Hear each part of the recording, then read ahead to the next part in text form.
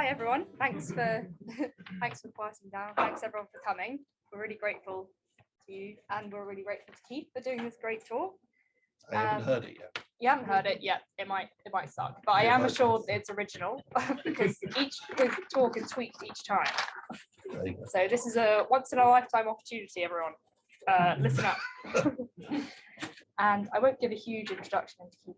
I'm sure he can do that himself. But he is a writer and sociologist, and his last two books were on weighty topics, denialism and antisemitism. And his career has recently taken a surprising new direction, apparently. I don't know how surprising it was to you. It was very surprising. Very surprising. Okay. During the 2020 lockdown, he found himself seeking, sorry, it's a bit weird talking about you in the third person. That's fine. He found himself seeking connection with others for an odd obsession, commissioning translations of the warning messages inside Kinder Surprise eggs into dozens of languages. And this project is what provided the basis of his 2021 book, The Babel Message, A Love Letter to Language. There it is. And you can buy it after the talk. Or you can come to our short video online and buy it in person, whenever it suits you. Thanks very much. Thanks for coming out. I suppose I'm going to start, and this isn't great marketing probably, I'm going to start with the serious bits and then go into the sort of more eye-catching and novelty bit. But I promise you it will all make sense. So, does speaking different language divide us? Well, yes, according to the Bible, or as Jews like me call it, the Torah. In the Babel story, there is a strong suggestion that the division of human beings into language is almost like a bit of a secondary fall of man or of humanity. And because people don't speak the same language, they cannot cooperate. And that's the moral of the story. And as it says in Genesis, if there's one people with one language for all, this is how they've begun to act. This is God speaking, talking about this tower that human beings were building, then nothing that they may propose to do will be out of their reach. Let us then go down and confound their speech there, so that they shall not understand one another's speech. And what's the result of that? Well, according to the medieval Jewish commentator Rashi, he says, one asks for a brick and the other brings him lime. The former therefore attacks him and splits open his brains. Now, it seems kind of intuitive that speaking different languages would be a source of not just division, but also of conflict. But in my view, it's not that simple. Someone else who talked about it in this way was Primo Levi in his book recounting his experiences in the Holocaust, If This Be a Man. And he talks about Auschwitz as a kind of nightmarish Babel. But a Babel here where people were still trying to build the tower, despite the fact that everyone spoke different languages. The confusion of languages is a fundamental component in the manner of living here. One is surrounded by a perpetual Babel, in which everyone shouts orders and threats in languages never heard before, and woe betide whoever fails to grasp the meaning. No one has time here, no one has patience, no one listens to you. This is pretty powerful stuff. And you can imagine what Primo Levi, who was an Italian, would feel like going into Auschwitz, where the guards spoke German, the Jews there mostly spoke Yiddish, because Italians in Auschwitz were a bit of a minority, and there were also Greeks there, there were also Poles there, there were also Russians. And you can imagine how this might seem like a nightmare. You can also look in the conflict in Ukraine at the moment, and it looks as though this is a linguistic conflict. The areas in the east of the country that are currently occupied by the Russians, the Donbass region and the Crimea and areas near that are largely Russian-speaking areas, or areas where Russian is spoken by a majority of citizens, whereas the west of the country is what has a majority of Ukrainian speakers. So this looks like a linguistic conflict. However, the conflict between speakers of different languages is not necessarily a conflict between languages. That's an important distinction. Think about World War II. No one characterizes it as a conflict between German on the one hand and English, Russian, and French maybe on the other end. The linguistic side of it may have deepened it to a degree, but this was about fundamental issues, fundamentally different visions of what human beings should be, where human beings should be. Further, we're also living in a world where languages are dying at an unprecedented rate. There's some estimates that suggest 90% of the languages spoken in the world at the moment will be extinct by the end of this century. And no one can say that this language death is making us any safer. But also, one of the things that I've noticed on social media is that the basic problem that why this is such a terribly conflictual space is not because people don't understand each other, but because people understand each other all too well. It's revealing sides of us that previously we might not have known about and frankly didn't want to know about. So this idea that speaking differently is necessarily a recipe for conflict seems to be an idea that doesn't stand up to scrutiny, or at least not all of the time. Now, you might well ask, what is the connection between that and Kinder Surprise eggs? And of course, my book. Well, what I'm talking about here is the kind of underground stratum or bedrock on which what appears at first to be kind of a novelty book, a kind of stunt book, a kind of playing the Moldovans at tennis kind of book. But it's actually making a serious case, but in a kind of fairly subtle way. So why Kinder Surprises? Well, at this point in the talk, I say the talk, it's always a bit different, but what I usually do is I throw or give a Kinder Surprise into the audience and I get somebody to unwrap it and look at what's inside. In fact, on my 50th birthday last year, my kids gave me 50 Kinder Surprise eggs.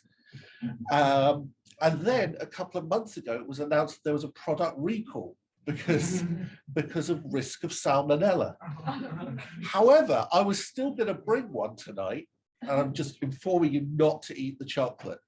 But I forgot, and so I went to the little shop round the corner, apologies to people online, and they didn't have any, probably because of this product recall. Anyway, what's the thing with Kinder Surprise eggs? If you don't know, they are chocolate eggs, foil wrapper outside, a yellow plastic capsule in the inside. Why is it yellow? It's the yolk. You know, some audiences, there's silence when I give that bit of the talk. Others, you guys, you're doing well. Right, so I always suck up to the audience. Anyway, I'm not really interested in the chocolate. In fact, I don't like it, salmonella or no salmonella. It's very overly sweet and it's waxy. I'm not really interested in the toys. And then, of course, there's the ecological thing, like plastic disposable toys are not really a good thing. What I am interested is this. And this is what in my book I call the manuscript, capital M, always capital M. And what this is, well, it's actually a bit more complicated than that, but for the moment, this is a list of warnings in multiple languages, over 30 different languages. And what does this warning say? Well, this is what I call in the book the message, always capital M in the book. This is what it says in English. And I'm not saying, by the way, that English is the original. That's something we can talk about later. It says, warning, read and keep, toy not suitable for children under 3 years, small parts might be swallowed or inhaled. Now, I'm sure you'll agree that this is a message for the ages, but it's not so much the actual content of the message that I'm interested in, but the way it works linguistically and how it's translated into other languages. Now, well, okay, fine, I won't go back. The question I want to ask is how many people on Earth can understand at least one message on the sheet? And on the sheet, on the manuscript, there are actually 37 languages in a 12 times 5 centimeter piece of paper on both sides. They are Armenian, Azerbaijani, Bulgarian, Czech, Danish, German, Greek, English, Spanish, Estonian, Finnish, French, Croatian, Hungarian, Italian, Georgian, Kyrgyz, Lithuanian, Latvian, Macedonian, Dutch, Norwegian, Polish, Portuguese, Romanian, Russian, Kazakh, Slovak, Slovene, Albanian, Serbian, Swedish, Turkish, Ukrainian, Persian, Arabic, and Chinese. Now, Does anybody speak a language that is not on there? Okay. Does anyone speak one of the maybe less common languages on there? Romanian. You speak Romanian. Ah, we're going to be talking about something interesting about Romanian in just a bit. Hold that thought. So this sheet, the manuscript, is actually much more complicated than it first seems. Now, when you first look at it, you think, oh, this is the same message printed 37 times in 37 languages. Not so. First of all, there are what's called the lesser messages. Well, that's a term I didn't use in the book because I only thought of it afterwards, but these are not actually warning messages. What these are, first of all, can you identify the languages? What's the one there? Russian. Russian and? It's Russian and Kazakh, Okay, but they follow on from each other. What's that one? that's Bulgarian. Nope. No, it's not. No, it's not. KY. KY. Kyrgyz. It's Kyrgyz. You kind of had a hint on the previous slide. And the one below that? Ukraine. Now, how would you know that was Ukrainian if it didn't have UA there, or if you didn't speak Ukrainian? By the way, this is a good trick. You can tell it's dots over the I. Well done. Russian does not have dots over the I. Ukrainian does. Right, there are a couple of other minor differences as well. And then the one that's AR, what's that? It's not Arabic. It is Armenian. Now, Armenian is a special case on the sheet because Armenian, well, first of all, I should say what these actually mean. They're basically the product information dates, where it was manufactured, that kind of stuff. And it's slightly different in all of them. But the interesting thing is Armenian is the only one that has both product information and a separate warning message on the sheet. Interestingly, the Armenian is in Armenian sentence case, but on the actual manuscript, the actual warning is in Armenian uppercase, and they look very different. This is what it says in Russian, Ukrainian. I put that on because, and you can see actually that the Russian and Ukrainian lesser messages are different to each other. One of the interesting things is going to be is how are things going to change over time in how the warning, in how the manuscript's going to look, because Ferrero haven't exactly pulled out. Ferrero is the company that make Kinderegg's. They haven't exactly pulled out of Russia, but they kind of frozen or scaled down their operations. It's going to be very, very interesting to see how this actually looks. Now, there are two Chinese messages on the manuscript. What's different about them? People at this point usually say one of them's Cantonese, one of them's Mandarin. Not so, they are both Mandarin. They're both identical in wording. But if you look at the one at the top, and you look, for example, at the fourth character along, you can see that in the one below, there are less strokes. Now, that is what's called Simplified Chinese. And that was brought in People's Republic after 1949 as a way to encourage mass literacy. Several thousand Chinese characters were simplified. Taiwan, as well as Hong Kong and Macau, still use traditional Chinese characters. Some of them are identical, some of them they didn't simplify, they just remain the same. But as you can see, it's the one at the top is a little bit more challenging, a little bit more bewildering for those of us who don't actually speak Chinese. So it's the same message done twice. So on the manuscript, there are 37 languages, but 35 warning messages, and the warning messages are in 34 languages. So already we can see that this mundane piece of paper is actually much more complicated than it first looks. Now, how many people can actually understand a message? Well, the world population estimate as of March this year is just under 8 billion people. And I calculated that first language speakers of a message language are about 3 billion. And people who can speak a message language as a second language are about just over 1 billion. So that's about 56% of the world can potentially understand the warning message. But it's not as simple as that. And this is where we come into some of the complexities of language and what actually makes a language. Now, those figures come from something called Ethnologue. Now, Ethnologue is a website based in the US that is set up by an evangelical Christian organization that seeks to spread their own message, not the warning message, but their message to everybody on earth, which means translating the Bible into every single language. So if you want to do that, you need to see what languages there are. And they calculate that there are over 7,000 living languages in the world. And Ethnologue's an online database, and you can look at what those are. Unfortunately, it's paywalled now. But are there really over 7,000 living languages in the world? Well, one of the issues here is that 7,000 living languages doesn't mean 7,000 languages that are all completely unintelligible to everyone is unintelligible to the other. We all know this. I speak French and Spanish. And that means that when I can't understand spoken Italian, but when I see it written down, I can get the gist just about. Ditto Portuguese, just about. Ditto Catalan, just about. Whereas if I look at something in, well, Armenian, I do not understand anything at all. Not a word, not a thing. Or to put it another way, is this book Cobbler's? Now, our Romanian friend, you know of this book. You do know about it. This is a hugely controversial book that actually you're laughing, probably because a lot of people laugh at this book. Now, this is a Moldovan-Romanian dictionary. Moldova and Romania being different countries. The thing is that there is a lot of controversy as to whether Moldovan or Romanian are actually separate languages at all. Now, Moldova and Romania had very different histories. Moldova was part of the Soviet Union until 1991. So the Romanian spoken there contained a lot of Russian, started to contain a lot of Russian loan words because it was the prestige language. That's how you got ahead in life. But whether it's a separate language is something that divides opinion.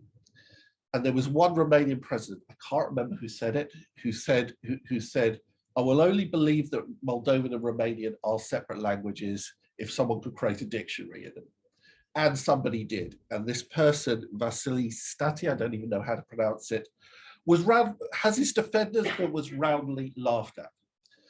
So isn't this strange, right? This category called language isn't a scientific category in the sense that everybody can agree what makes a language different from each other. It's also a matter of national identity, of regional identity, of political identity, and particularly the division of one language from each other is something that's often contested. Another example, kind of the opposite almost of the Romanian-Moldovan controversy, is what do you do with Serbian, Croatian, Bosnian, and Montenegrin? Now, when I grew up, I'm old enough to remember, I grew up thinking that in Yugoslavia, they spoke a language called Serbo-Croatian. Later, I started knowing a bit more. I found out that there was Slovenian, which is different, and Albanian in Kosovo, and Macedonian in Macedonia.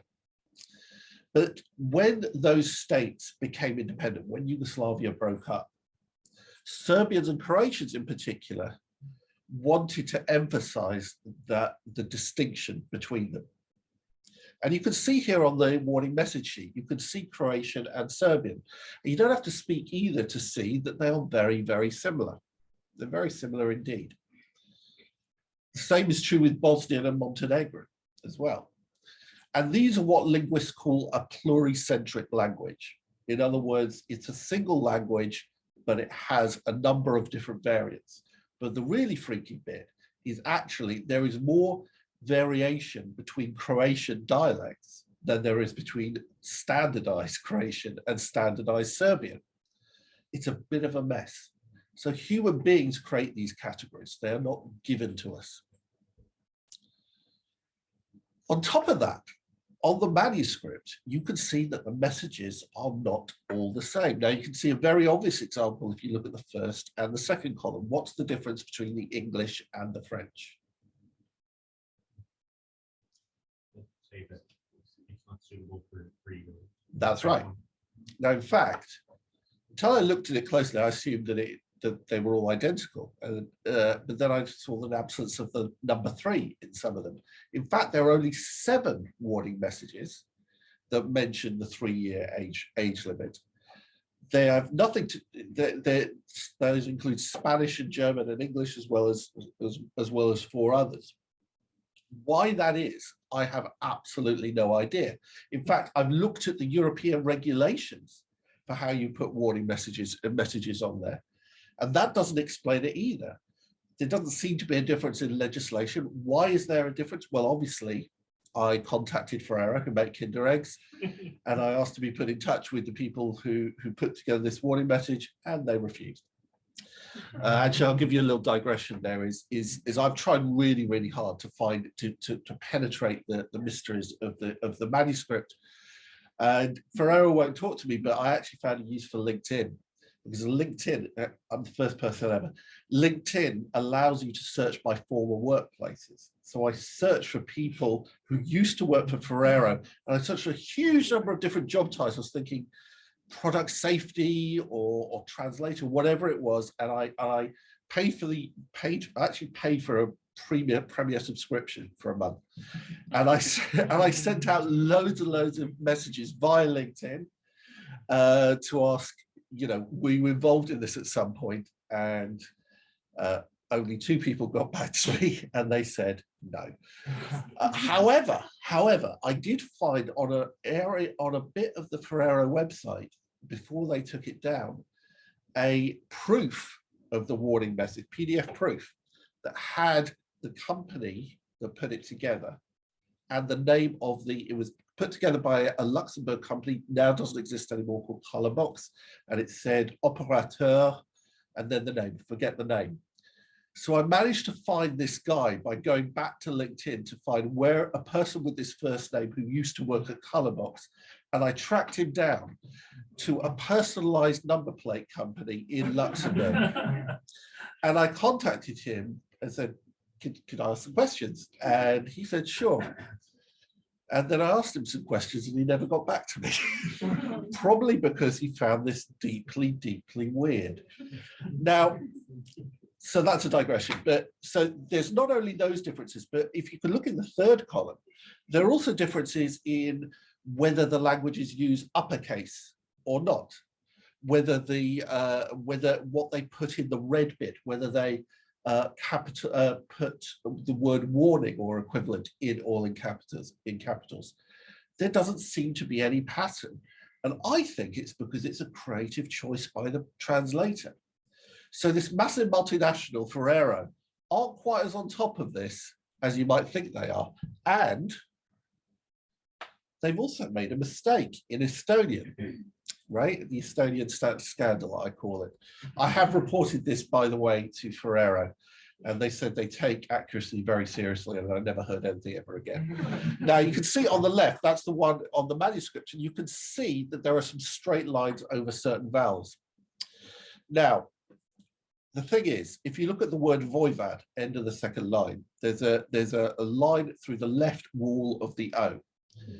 Now, those are called diacritics, like dots and dashes above, they're called diacritics. Now, this diacritic or letter does not exist in any known language, certainly not in Estonian. The other 3 lines over them do not exist in Estonian as well. That's called a macron. You sometimes find it in Latin. And can anyone name another language that uses a macron? You win a special prize if you know this. Latvian. You do see it in Latvian. Anyway. But Estonian doesn't use a macron. What they use instead is a tilde. Now, a tilde is the little line over an N, like in the word España. So I've corrected it. That is what it should look like on the right. So they got that wrong. There's also something, again, deeply, deeply weird in the Azerbaijani and Armenian messages. What do you think is weird looking at both of those?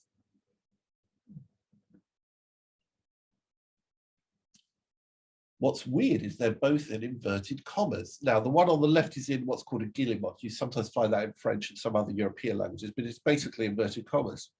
Both of them are in inverted commas, which is kind of like a hipster thing. It's like an ironic kind of warning message. Now, Armenia and Azerbaijan are countries that have fought wars as recently as last year. And they're the only two that are in inverted commas. And I'm thinking, what are the subterranean commonalities here? Are they using this as a subtle sign of peacemaking? Who knows? Again, nobody will tell me. There's also a mistake in the Azerbaijani as well, which is some of the letters are collided together to make what are called ligatures. The most famous ligature that you'll see is in Danish, where if you sometimes see an A and E are collided together, but Azerbaijani doesn't use ligatures. So this is another mistake as well.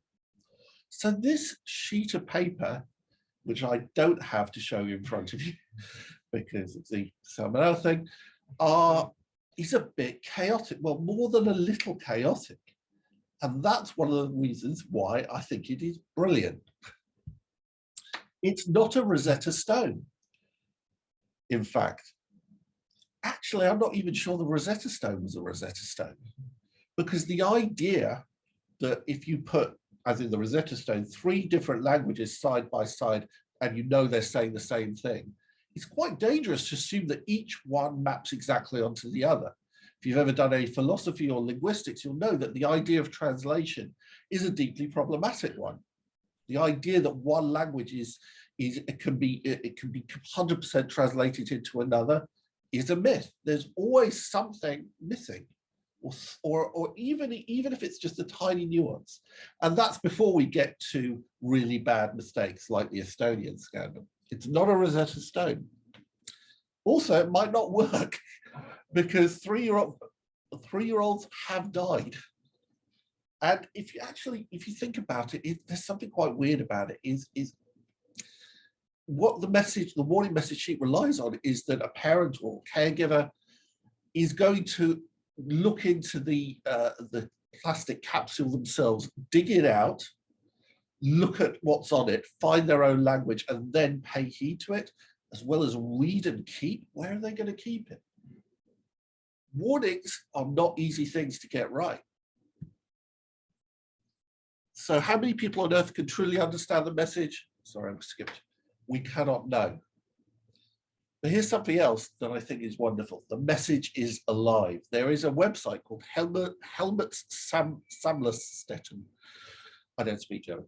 There is a big Kinder Egg collector subculture in Germany. And on this website, there is like a complete list of all the toys that have ever been in them. And also it's got an online archive of the warning messages dating back to the late 1980s. And as you can see on the right, that is the first known one, which was actually in German. So we can see how the warning messages have changed over time. And there are things that were on it that are there now. So there was a time when Azerbaijani was written in Cyrillic, and that's because Azerbaijan actually changed its writing system. It used to be, when it was part of the Soviet Union, it got Cyrillicized, and then they changed it after independence eventually into Latin letters, partly because Azerbaijan is closely related to Turkish, and Turkish uses Latin letters. Serbian was, during the wars in Yugoslavia, written in Cyrillic as well. Now, Serbian is very rare as a language because it can be written equally in Cyrillic or in Latin letters, although Croatian can only be written in Latin letters. And then there used to be Moldovan as well as Romanian. Right now, this is the highlight of any talk. It's only happened once. If you're very, very lucky, some Kinder Eggs have a second warning message sheet to give specific instructions on a particular kind of toy. And on some of them, they still have Moldovan on that as well as Romanian. If you find that, you win a prize. And actually, it's happened once. I did a talk in a bookshop and somebody did find a Moldovan message, which is always a wonderful thing, as I'm sure you'll agree. And Russian and Ukrainian used to be on the sheet, but you can tell there was trouble ahead because, as you can tell simply by the length, they were completely different. So I have done what anyone would do when they saw the warning message sheet and thought there just aren't enough translations of the Kinder Surprise warning message. And that's what this book is about. I've done what I call liberating the message, and I've liberated it, or obviously not myself, someone else did it on my urging. I've liberated it into Middle Egyptian, which actually wasn't as difficult as you think, because actually the first ancient languages were often created in order for bureaucratic purposes and for issuing things like warnings. I've liberated it into constructed languages, invented languages. The one in the middle is called Ithkuil. Most difficult language in the world, has 96 noun cases, and its creator cannot speak it anything like close to fluency. But most of all, I've translated it into languages that look lovely. And the one at the bottom is my personal favorite. You can't really see it very well, unfortunately. That is a language called Dzongkha, which is one of the national languages of Bhutan in the Himalayas. It is so elegant, it is so beautiful, it's so restrained. One of the things that I've learned through this process of liberation is to learn to love languages that I do not understand. To love languages for the way they're written and also for the way that they are spoken. I've learned to find that incomprehension can actually be a wonderful thing. And I also created my own message. I actually created my own language, creating just enough to be able to express the morning message and nothing else. As you can see, I went to town on diacritics. I included some of my favorites, like the greatest hits of diacritics. And I also created it so it was what's called an agglutinative languages. So you have very long compound words, because I think very long compound words are great. My favorite is Tenakoko ni sehi sahputh, which means for children under 3 years old, all in one word. Fantastic. And that allowed me to say, by the rules of that language, Iltigush Zanigirma, which means buy this book. So I will circle back to the start of this talk, where I talked about some deeply serious stuff about language and conflict. What I found through this process during a time when communication with the world was extremely difficult, I found something joyful in languages that I will never ever speak, never read, never understand in any way. The beauty of that diversity is so wonderful. I'm sorry, not being very articulate. It's so wonderful. It still gets to me. And being released from the pressure to understand allows me to actually appreciate the extraordinary nature of language in its own terms, and also to gaze in wonder at the people who speak it. And to be honest, it's not language that causes conflict. It's a failure to appreciate the fact that human beings who speak other languages are doing something incredible every day, just like we are doing something incredible every day. So that's the Babel message. Thank you. Does anyone have any questions, comments? I've got one. Okay, what's yours? Can you tell us about what's in the book? Yes, sorry, I'm very wary of doing a sort of hardcore selling out for the book. Okay, The book is not just a list. Sure, it's not just a list of translations, although there are a hell of a lot, and they're all indexed in the back. What it is using, both appreciating the warning message in and of itself, both appreciating language in and of itself, but I'm using it to think about things like what makes a language, what differs a language from each other. I also talk about issues such as language engagement. So there's some translations in the book into endangered languages.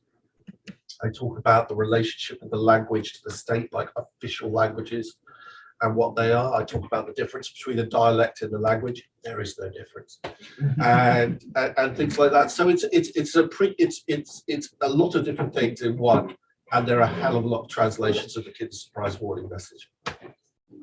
What can I ask? So can I ask our Romanian friend what your view is on the Romanian Moldova controversy? Or am I putting you on the spot?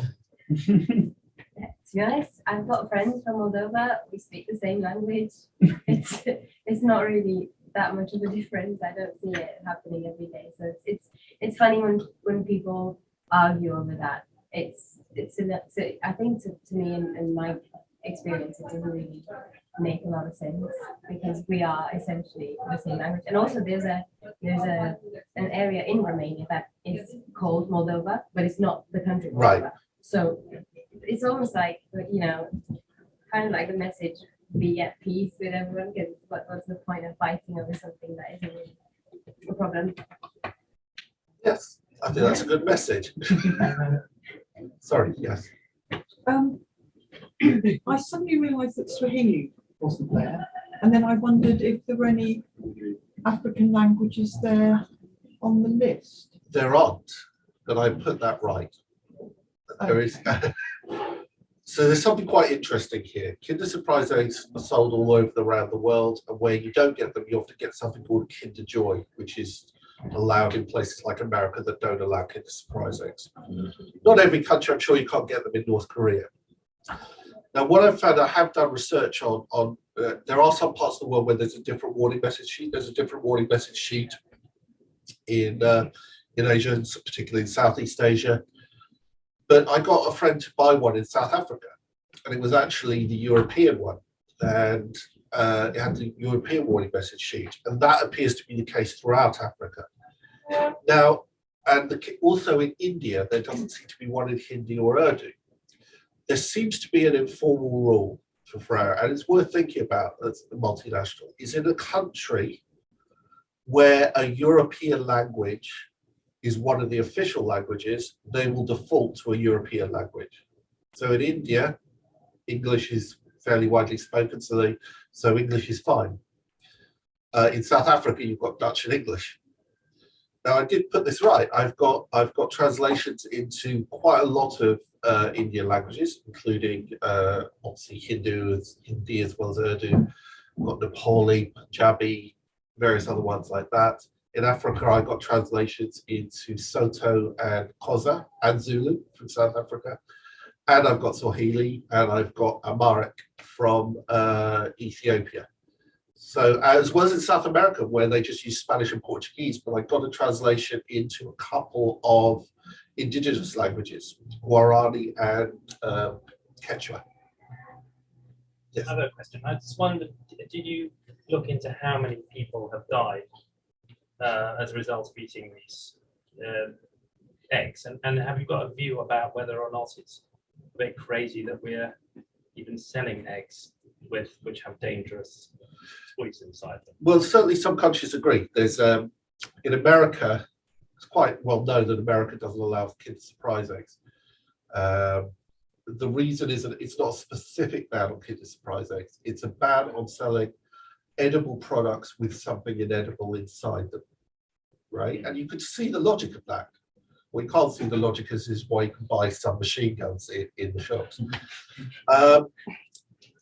There are, if you look at this, my publisher didn't want to include this, and I took it out. But there have been a number of cases of this. It's still incredibly rare for it to happen. There were also been kids over the age of 3 that have choked on them as well.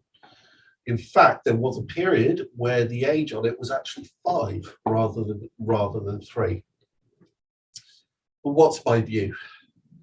My view is really that the most problematic thing about the Kinder Surprise egg is probably not that. The most problematic thing is the plastic waste. And you know, with I did an online book launch, and I said everyone should bring a Kinder Surprise egg, which we'll open. And one of my oldest friends said, "I'm not going to do that because of plastic waste." She still bought the book though, so fair enough.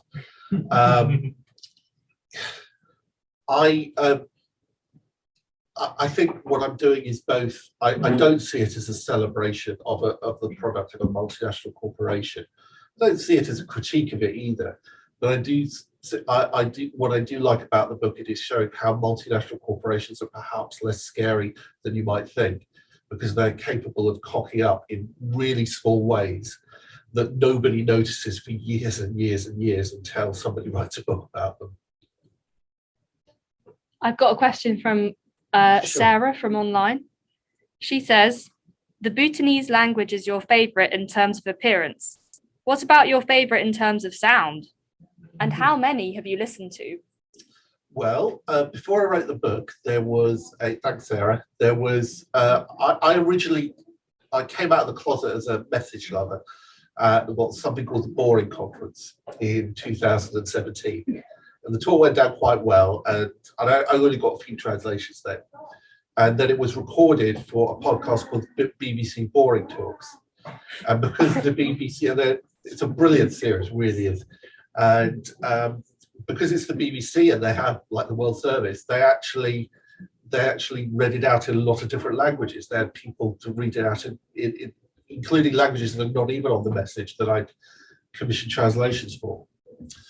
But actually, probably the language I like to listen to most is one that's actually on it, is Finnish.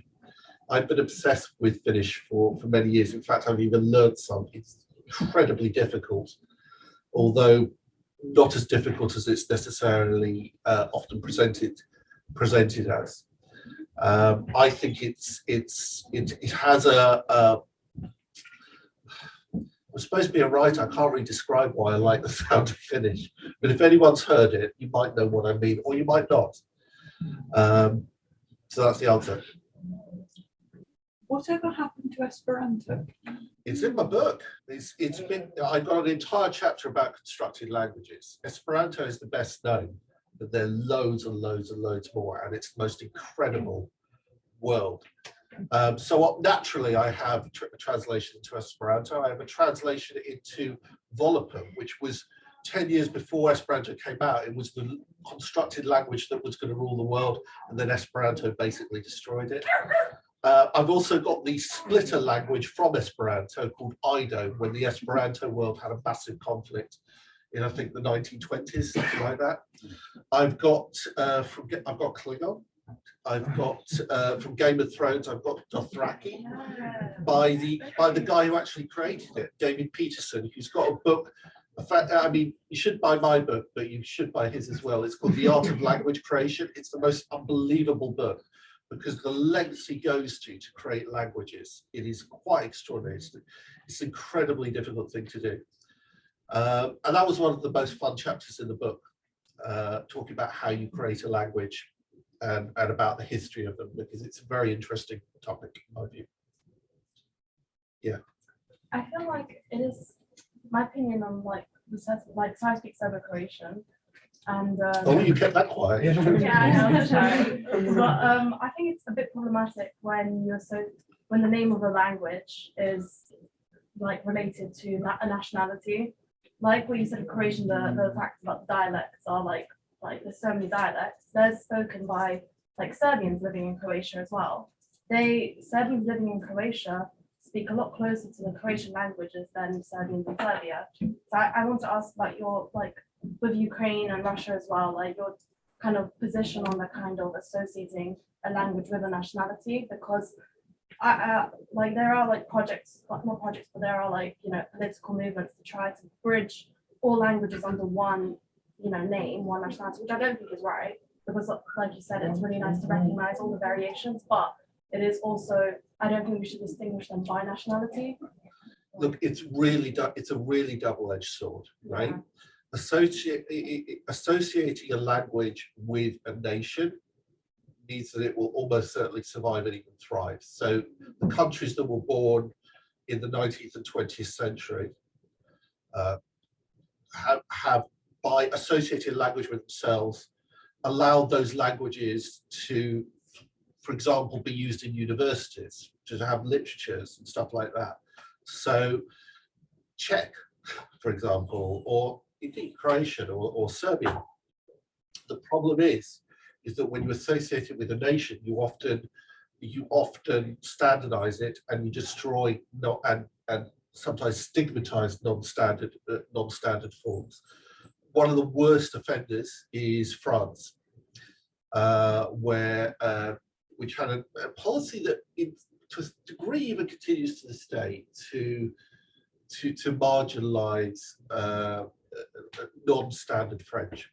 And if you look at the state of Occitan in the south of France and you compare it to Catalan in Spain, and they're very closely related languages. Catalan has over 5 million speakers. Occitan has a few tens of thousands, plus some who have a bit of knowledge of the language. And Occitan has a literature, or variant of Occitania has a literature dating back to the medieval period. But it lost when the southern French versions of French battled against the northern French versions. The southern French versions lost. So it's a double-edged sword. But there are some countries that do it better, and there are some good practices in the UK, although it's left it a bit late. So on the Isle of Man, in Cornwall, in Scotland, in Ireland, and obviously in Wales, the support for these languages, which a lot of which were brought to the brink of extinction, allows them to survive on a regional level. In fact, Cornish and Manx had actually basically they lost their last living speakers, but because of local enthusiasts and some government money, they managed to revitalize themselves, and they now are fluent speakers. So the nation state is a really double-edged sword, really is. Sarah has another question. Okay. You created your own language. How did you even start? And what are its features aside from compound words? I did there are actually two chapters where I did an experiment. I thought, when I started getting all these translations, I thought, I want to get on this. I want to have a translation that I did in the book. But I also know how difficult it is to learn a language. So I thought, what's the least amount of work you could do to learn a language or to create a language? So I did, for example, I did a translation into the language of Monaco, Monegasque. And I thought, I'm only going to learn the features of the language that appear in the morning message, right? And I did it in about an hour and a half. And was it right? Well, no, but it wasn't a million miles away either. But then again, Monegasque is quite similar to French and Italian, so I had some background. In terms of my own language, again, I tried to do it in a really, really half-assed way. How little work do I need to do it? And I went phrase by phrase, word by word. And I started off and just made decisions as I had to make them. Now, this is not how you create a language, but it seemed to work, right? I read David Peterson's book, which has chapters on things like morphology, syntax, and multiple features of grammar. I thought, I will only do enough to translate this one thing. But the decision I did make early on was that it would be root-based. Now, I know about root-based languages because I speak Hebrew. And Hebrew, like Arabic, has each word, not every word, but all verbs and quite a lot of nouns and some parts of speech as well are based on roots that consist of 3 consonants.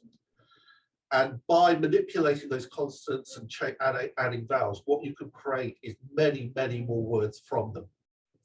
That's why, although it doesn't sound like it, the word for the Israeli parliament, Knesset, comes from the same root as the word for entrance, right? They are linked to some kind of sense of entering a space.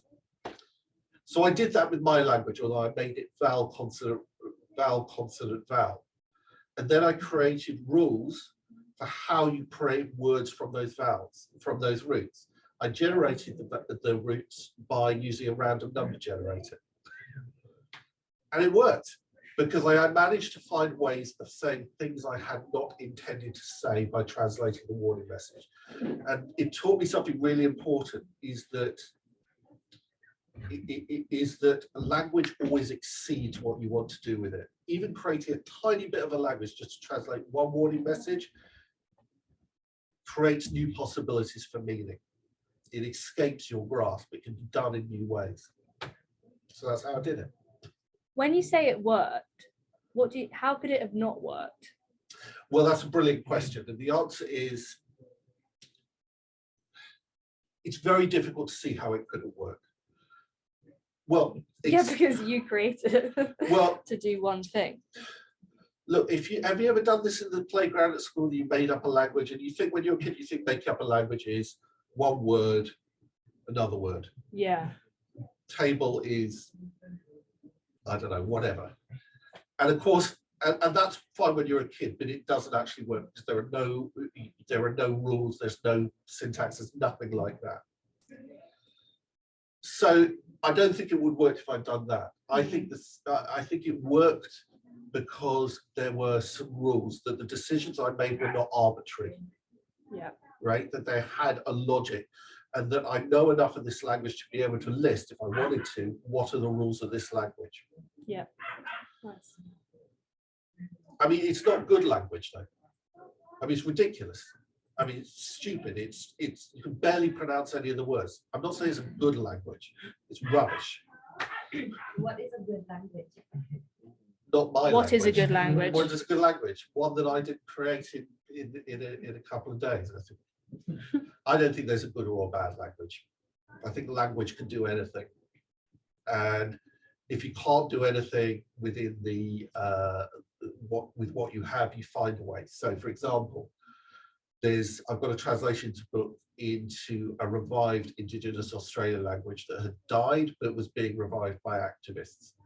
And I was supplied a translation, and they didn't have a word for toy. So what do? They just use the word toy, right?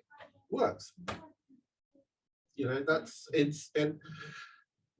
some languages have rules for incorporating new concepts, ways of rephrasing loan words and stuff like that. So there's always, language always finds a way. It's like life, Jurassic Park, life finds a way. Well, language is life, and language finds a way.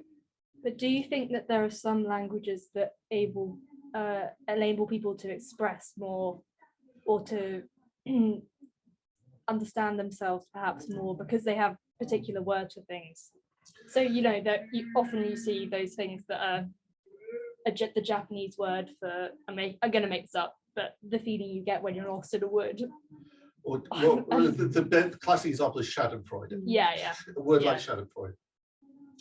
There's a lot of debate amongst this with linguistic researchers and with philosophers. There is no doubt that in simple terms of vocabulary, there are differences there. But the question as to whether each language encodes a different way of seeing the world, that's something called the Sapir-Whorf hypothesis. The language creates the way we see the world.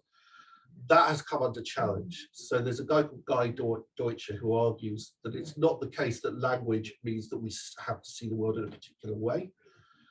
But what language does do, different languages draw attention to different things, emphasize attention to different things. So it's not true that Eskimos have however many words it is for snow, but it's certainly true that the language does draw attention to those things with particular detail in a way that English doesn't, or most forms of English don't, or certainly not a language that is spoken in the Amazon rainforest where there is no snow. Yeah. But we also know that it is possible for people to learn other languages. If language completely encoded incommensurate ways of seeing the world, then learning another language would be so difficult as to be almost impossible. Is it true that English has less words than other languages? Not that I've heard. I don't know. Just throwing that out there. I thought I'd read something. I think there's more. Oh, does it? Yeah. I think the thing with English though is that it depends what English you're talking about. You know, English is very unusual. For start, there isn't one standard English. Like there are a lot of countries where they have a board who standardize or tries to, sometimes unsuccessfully, sometimes successfully, to standardize the language. You do not have that in English. Yeah. You also have, English has this extraordinary number of second language speakers. David Crystal, the language writer, he has postulated that some of those global Englishes may eventually not erase, but maybe marginalize the sort of English we're speaking now, or the English spoken in America. Certainly if you've been to places like the Netherlands or Finland or Sweden, you find that not only are particularly young people often fluent English speakers, but there are subtle things that ways in which they speak that are a bit different to ours. The idea of there being this kind of universal language that, like Esperanto or something like that, it's never really worked. But is there an argument that it may be beneficial? And do you know, all I'm thinking about with that is things like the universal wash of things like TikTok and is there a way that So Esperanto didn't, it's slightly misunderstood sometimes what Esperanto was. The aim of Esperanto wasn't and isn't to replace all languages on earth. The guy created it, Ludwig Zamenhof, that wasn't his aim. What his aim was for it to be an auxiliary language. So everyone would speak Esperanto along their other languages, and when they needed to talk with other speakers of other language, they'd use Esperanto. Yeah. Now that did fail. You could argue that English has become that, although it's not quite as universal as people seem to think. The problem is, what I think was good about that original vision is that whilst English may be de facto becoming the global auxiliary language, it's still tied to native speakers in a particular part of the world, or several particular parts of the world. And it is more similar to the other languages that people speak. It's more similar to Serbian or Croatian than it is to Japanese. That was, of course, another problem with Esperanto, is that it drew on Indo-European languages, right? It used mostly Romance with bits of Slavic and bits of Germanic in it. Now, that makes Esperanto very easy for someone who speaks French or Spanish or English to learn. But it doesn't make it very easy. Learning Esperanto is no easier for Japanese than learning English. Not entirely true, actually, because Esperanto is very regular. So it's easier in that respect. But it came out of the age of imperialism. Not that Zamenhof himself was an imperialist, but there were a lot of imperialist assumptions encoded with it. So it's very difficult to think of a language today, unless you took a language that was completely invented, designed to be different to every language in the world, which would be a very difficult thing, to think any language that could serve that. And if it was equally difficult to all languages in the world, then no one's going to learn it. So thanks so much for Keith for that. That was brilliant. Thanks to everyone who came online. We've got copies of the book in the store. But yeah, thank you again.